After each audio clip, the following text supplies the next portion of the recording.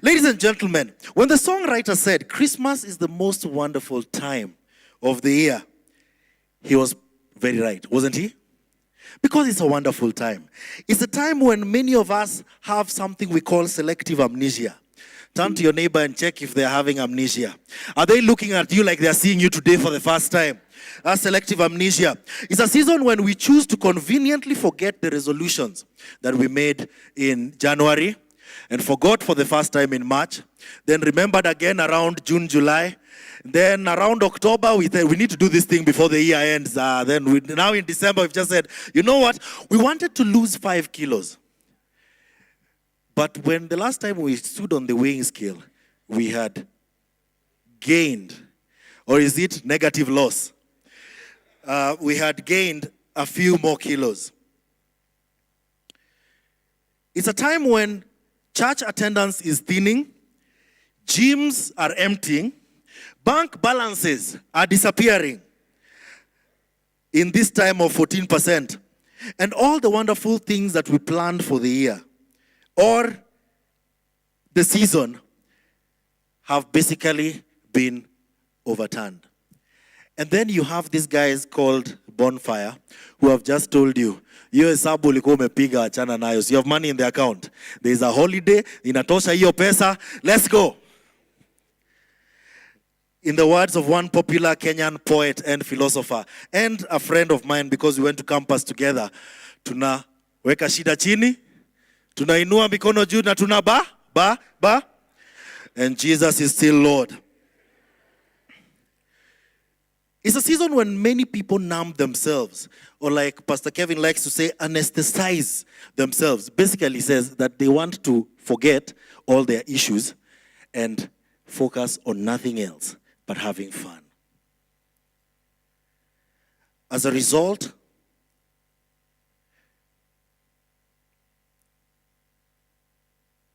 we discover, many people are trying to drown their sorrows. And you'll find that maybe it's been a long year. Many things that you had set out to do have not worked out the way you wanted them to work out.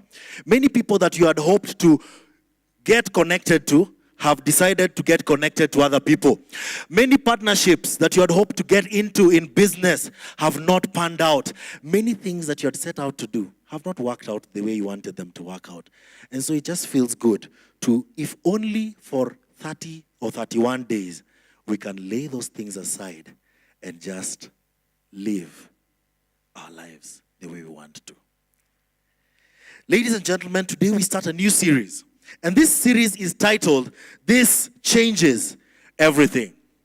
Just turn and look at the person next to you and say, this changes everything. The fact that Pastor Kevin is seated there and I'm standing here changes everything. Ladies and gentlemen, this changes everything. Through the series, we will be looking at different narratives told throughout the birth of Jesus and his life. And basically, we will be looking and trying to understand what is the impact, if any, that these events that took place around Christmas have on our lives. As we do, we will discover one simple event that has the potential to change everything about us. An event where God sent his son into the world to become the center of history. Now, for those of us that grew up in church, there are certain 4 books that begin the New Testament. What are those 4 books? Matthew, John, what do we call them? We call them the gospel because they're the beginning of the good news. Now, when you look at Matthew, Mark, and Luke, they fairly have the same accounts of how Jesus came into the planet. However, John, unlike many others, takes on a bit of a different view at the birth and life of Jesus. Now, when Jesus was crucified, as he was dying, he says to a much younger John,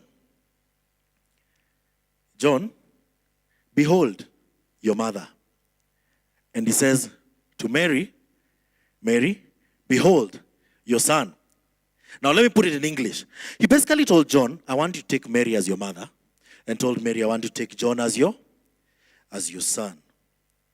Now while that is actually mentioned in barely a whole verse in the Bible, it has very significant meaning to how, or very significant input to how John actually looks at the life of Jesus Christ and the story of Jesus Christ. I would want to imagine that having spent time with Mary as his mother once Jesus had gone, that several things changed in his life. There were opportunities for him to ask, how exactly did you conceive Jesus? Tell us the real story. Yes, everyone has heard the virgin. Just tell us. How exactly did it happen? John must have heard the birth narrative over and over again. Yet he never mentions the birth narrative, even once in his story. It is fascinating because by the time John is writing his account, he was a much older man than when we first met him. This is the disciple that he said that Jesus loved. How is it that he would leave what seems to be the foundation of Jesus Christ coming into the space that we are in? It seems as though he writes his account, the book of John, and later the Revelations, as a last-minute attempt at capturing as much of the value of Jesus' life to us, to generations that were coming after him. At his age, he had probably told the stories about Jesus over and over and over again. Whenever people met him, they would ask him, you were with him. Tell us how that went. Tell us how that looked like. What kind of person was he? Was he actually flesh, or was he like translucent? Could you see through him? What kind of person, or what was it like to walk with Jesus? He must have told this story many times. John's advanced age meant that he had lived through numerous world events. He had experienced loss like you cannot imagine. He had lost friends, Peter, Paul, James, and many of the other apostles and disciples. He had lost family members, and in some ways, he had lost his whole society and his whole culture. You see, John was alive during the rule and reign of one Roman emperor, Nero, who went from town to town, slaughtering thousands of Jewish people and sending tens of thousands of men and women and children to slave markets to be sold. That is the time that John lived through. John lived through, he was around when the city of Jerusalem was burned down to the ground. He was around when for 7 months people starved to death, plagues broke out. The Roman army built a ditch and wall around the city of Jerusalem and tried to ransack it. At some point, Jews flooded the Roman slave markets. That is the time when John lived through. Nero did not stop there. He went ahead and executed everyone who dared to profess the word of Jesus Christ. Yet through all that bloodshed and through all that loss and the chaos that he lived through, John never lost his faith. In spite of what John had seen, in spite of all the horror that he had experienced, in spite of all the challenges that he had gone through, especially because a lot of these challenges he went through because of this Jesus Christ that he had loved so much and had followed and had spoken such great things about the days to come. In spite of all these things, John continues to speak wonderfully about Jesus Christ. So he begins his gospel, but he doesn't begin it with a birth narrative. If anybody had the opportunity to say, Mary, tell me what it was like, John was that person. But when he talks about his story, he does not mention about the birth of Christ. Instead, in John chapter 1, verse 1 to 5, and if you can tap on your Bible or open if you're old school like me, turn to your Bibles. John chapter 1, verse 1 to 5. This is how John begins. In the beginning was the Word, and the Word was with God, and the Word was God. That is profound. What is John doing here? He starts with in the beginning. Ladies and gentlemen, this is profound because it is a connection point between the Old Testament and the New Testament. John seems to make an attempt to say, guys, it did not start with him being born to a virgin. He ties in the coming of Jesus with the works that God had been doing ever since the first fall when Adam sinned. He places Jesus at the center of everything. He takes away the mortal perspective and makes him immortal. He makes him no longer just the miracle son of a virgin, but the Son of God long before creation and present during creation. In the beginning was the Word. And he continues in verse 2. He was with God in the beginning. Through him all things were made. Without him was made that has... Okay, let me say that again. From verse 2. He was with God in the beginning. Through him all things were made. Without him nothing was made that has been made. And then what he says next is fascinating, especially if you consider how much death this old man had witnessed and how much darkness he had experienced in his own life since he met Jesus. In verse 4 he says, in him was life, and that life was the light of all mankind. In verse 5 he continues and says, the light shines in the darkness, and the darkness has not overcome it. Other version says, and the darkness did not fathom it. Fathom is a Luo word for understand.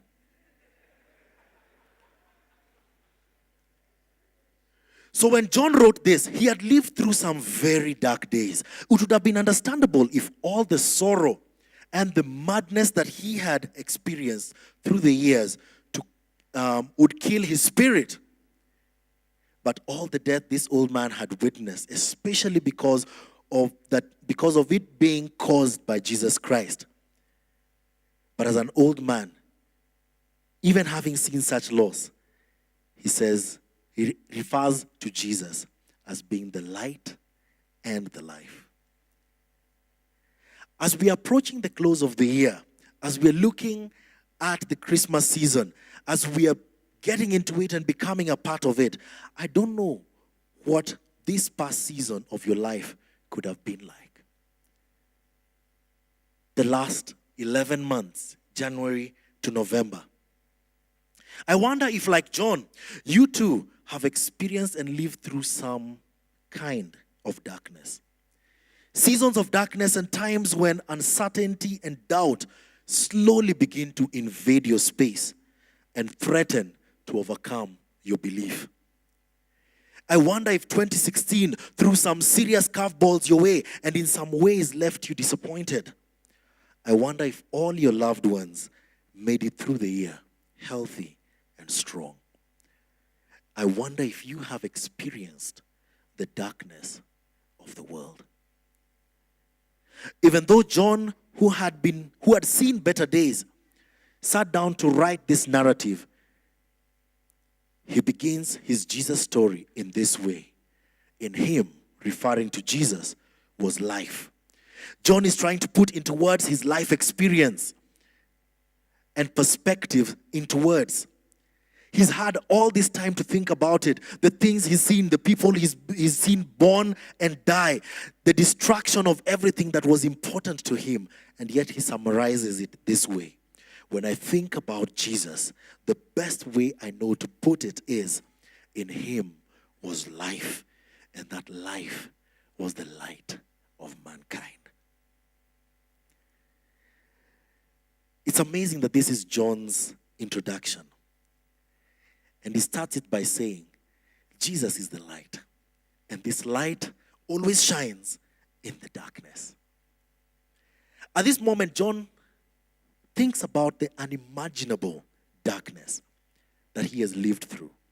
And in spite of everything that's happened, everyone who's died, everyone who has been executed, some before his eyes, some only heard, everyone who has been crucified, everyone that was taken away, in spite of the fact that the whole Jewish nation was basically out of business at this point, in spite of the fact that the temple, the sacrificial system being out of business, in spite of the fact that everything he had grown to know and love was gone, in spite of that, this light shines in the darkness.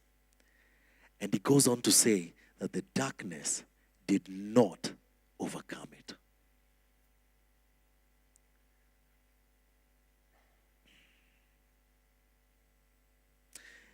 It's easy to understand what it means for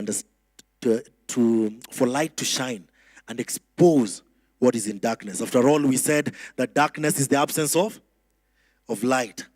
But it sounds as though this darkness is trying as hard as it can to put out this light. It seems as though this darkness has a life of its own and is consciously working towards putting out the light, to overwhelm it, to seize it, to imprison it, to surround it. Yet the darkness has not been able to overcome. In fact, in the words of John, has not been able to even understand it.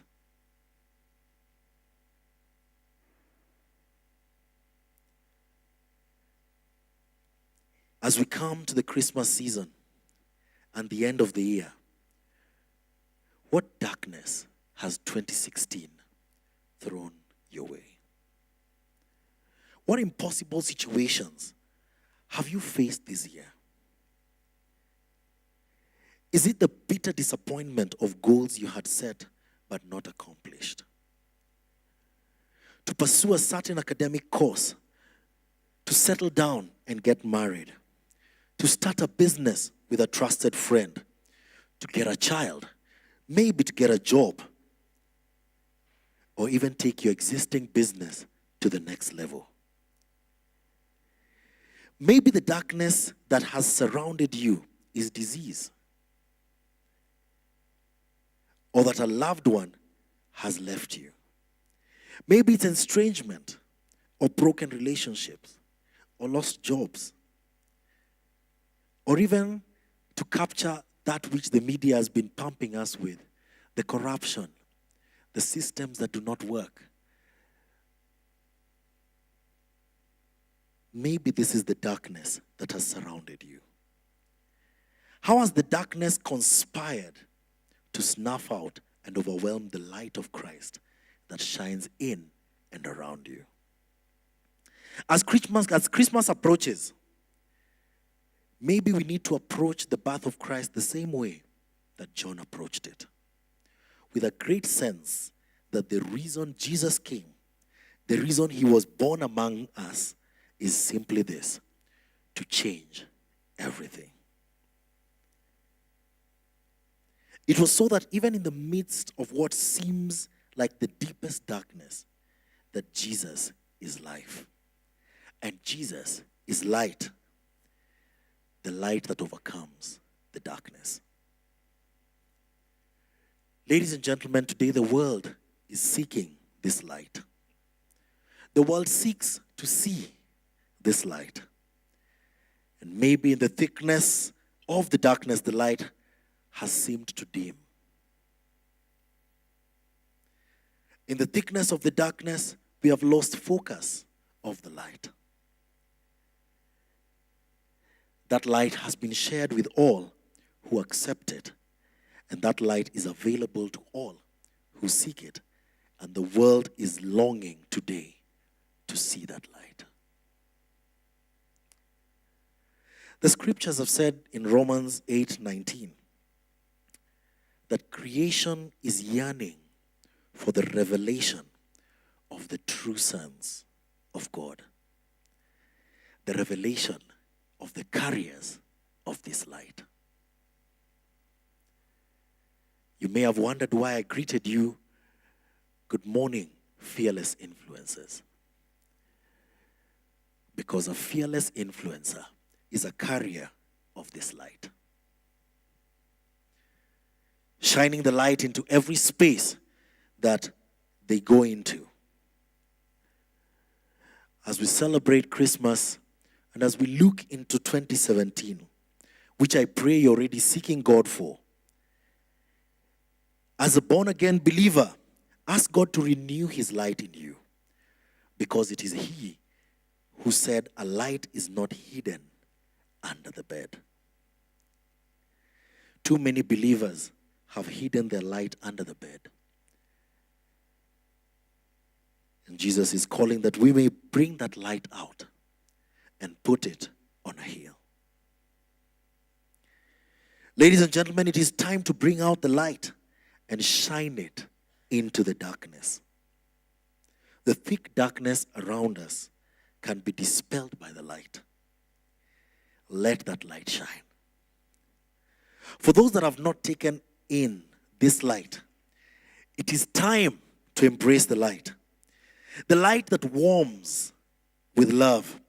The light that reassures with hope. The light that spreads kindness, patience, love. But most of all, the light that dispels darkness. It is time to embrace the light while he may still be found, and begin a journey of impact and purpose. The realization of who this light is and the fullness of his power changes everything. John knew something that I suspect would love to pass on to each. He would love to pass on to each of us today. What makes Christmas most wonderful, the most wonderful time of the year, is not necessarily what's happening, but what happened when your heavenly Father and mine sent his Son into this world. Because in him, John says, was the light of all mankind. And that light shines in the darkness, and the darkness has not overcome it. Not then, not now. And that, ladies and gentlemen, changes everything. As a carrier of this light, as a beneficiary of this coming, as a participant in the unfolding of this story, where is your light? Is the light in you? And have you gone ahead and hidden this light under the bed and proceeded to crouch in the darkness, hiding because there's deep darkness surrounding? Or is your light out there put on a hill, shining that others may follow, that others may see it, that others may receive it?